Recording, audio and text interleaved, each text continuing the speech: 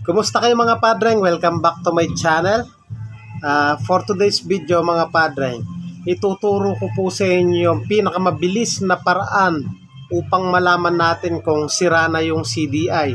Sa pamamagitan lamang po yan ng tester. Ito, matrace natin na sira na yung ating CDI. So meron po akong nito lang na vlog na ang naging sira ng kanyang motor, ano siya Rusi 125. Ang naging sira ng kanyang motor ay CDI. So etong kaalaman na to, mas mabilis nating i-troubleshoot kung ano talaga ang sira, kung may sira ba yung kanyang CDI o goods pa. I-share ko tong napakalaking kaalaman na ito na talagang makakatulong po sa atin na mapabilis yung ating trabaho, lalo na sa pagto-troubleshoot ng mga motor na ayaw umandar. So lahat po ng motor na battery operated, kagaya ng Rusi Macho, yan, mga battery operated po yan So lahat po na may CDI na battery operated, tuturo ko po sa inyo yung pinakamabilis na paraan para mag-troubleshoot. So familiar po ba kayo sa gantong CDI mga padreng? Itong CDI na to 4-pin. So ito yung CDI ng ating customer na nasira. So ipapakita ko sa inyo gamit yung tester. Mabilis nating malalaman kung good pa ba siya o hindi na. So syempre meron din akong bago dito na 4-pin na CDI. So ikukumpara natin silang dalawa.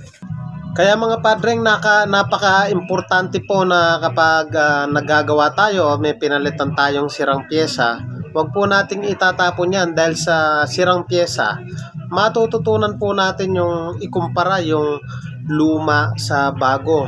So napapag-aralan po natin kung ano yung pagkakaiba nila. So sa pamamagitan niya po ng tester, ito, ipapakita ko po sa inyo na papatunayan ko po na itong CDI na to sira na. So may vlog po tayo nito na nagpalit tayo nito. Ito lang pala yung sira ng motor ni Padreng. Pinagawa niya sa ibang shop, nagpalit ng spark plug, nagpalit ng kopa, ganun pa rin. So naglagay pa ng panibagong switch. Sabi nila baka daw sa switch. So nung troubleshoot natin, sira na pala yung kanyang 4-pin na CDI. Mga padreng, ito para sa mga 4-pin CDI po itong pagto-troubleshoot natin na to. Mas mapapadali po ang pagto-troubleshoot natin kung gagamitan natin ng tester, lalong-lalo na sa mga 4-pin. So wag na natin patagalin mga padreng, ituro ko na po sa inyo.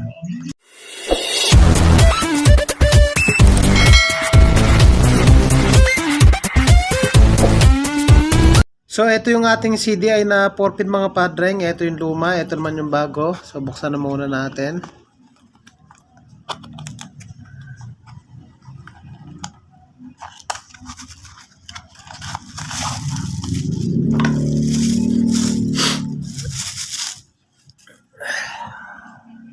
So ayan mga padreng, ito yung luma, ito yung bago. So pag-aralan na muna natin yung kada terminal. So ito. Etong nasa kaliwa, taas, ito yung ating pulser mga padreng. Etong nasa baba naman, ito yung ating negative. Yung nasa kanan naman, ito yung accessories o positive. Kailangan mapasukan ng 12 volts ito. Ito naman nasa kanan sa taas, ito yung ating ignition coil. So nakuha po ba mga padreng? Ngayon, para malaman po natin na okay pa po yung ating CDI, so sa pamamagitan po ng ating tester. So ayan yung tester natin mga padreng, yung kulay black. So ito yung kulay black, ito sira na siya. Yung black negative, yung pula siya yung positive.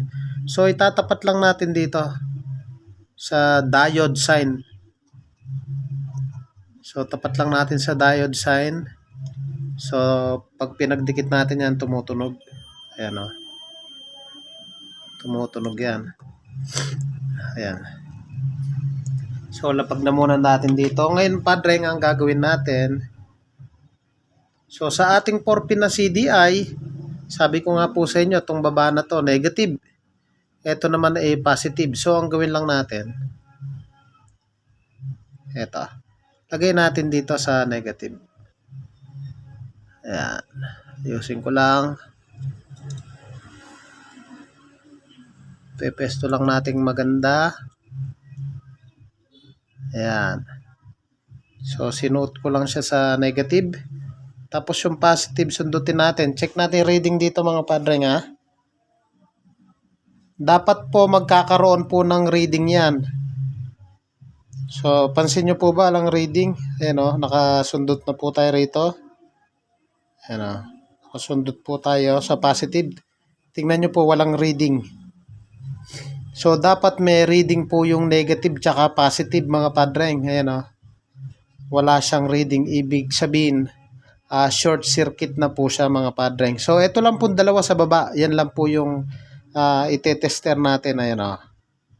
Teka, ayusin muna natin. O, ayan, wala po siyang reading o. Ayan o, minsan meron siya. Ayan o, minsan meron, minsan wala. O, ibig sabihin talagang, kasi ang sinasabi ni Padreng sa motor niyang to, tumatakbo, minsan namamatay, tumatakbo, namamatay. Kaya mapapansin nyo, minsan nagkaka-reading siya. Ayan, may reading po siya, pero nawawala. Ayan, naka-negative po tayo dito. Ayan. Ulitin natin. Ayan nawawala yung reading niya. Minsan meron, ayan. Minsan meron, minsan wala.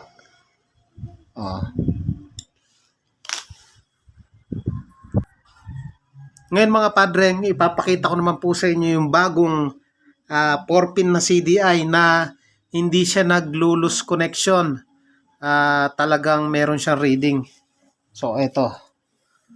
Pakita ko po sa inyo. Sa baba, negative. So, saksak ulit natin. Saksak lang natin itong negative dito. Ayan. So, ayan, nakasaksak na. Sundutin natin yung positive. Tingnan nyo po yung reading. Pailawin natin. Ito. Saksak ko rito. Tingnan nyo po, stable yung reading mga padre. Ibig sabihin, hindi nawawala, hindi naglulus. So, ganyan po pag good condition yung ating CDI, may reading po siya. Yan 1516. Ayan, 1516. So, may reading siya. At stable mga padreng, stable yung kanyang reading. Kahit anong sundot natin, stable po siya. So, itong CDI ni Padreng, ayan may reading siya. Itong CDI ni Padreng, ito lang pala yung sira ng kanyang motor. Minsan umaandar, pero madalas namamatay hanggang sa totally namatay na siya. So, ulitin natin. Nakita nyo naman po dito sa bago, talagang may reading siya kahit anong dikit natin. So, itong luma, minsan meron, pero madalas walang reading. So, isaksak ulit natin. Pakita ko sa inyo. Ayan, saksak natin dito sa negative. So, ayan, ayusin muna natin.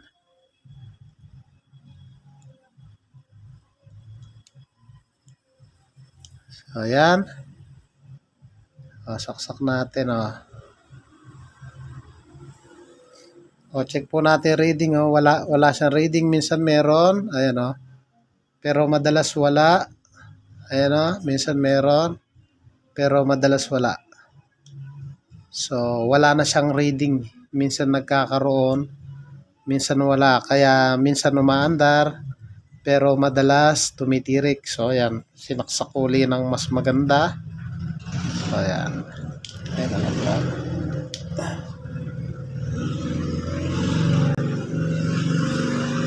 So, ayan. Try ulit natin.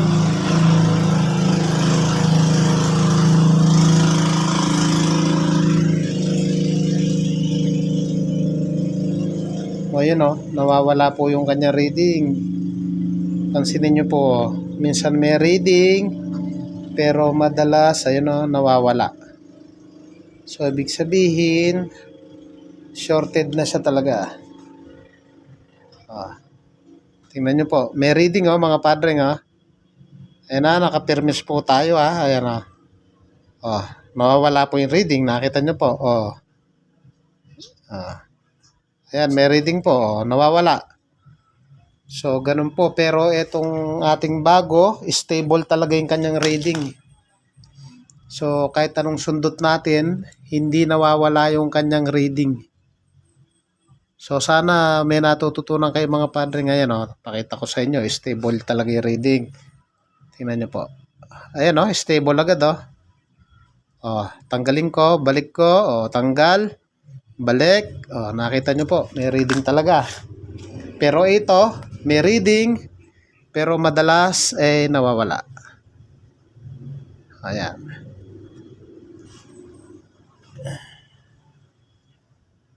May reading, nawala. Pero permis lang po tayo.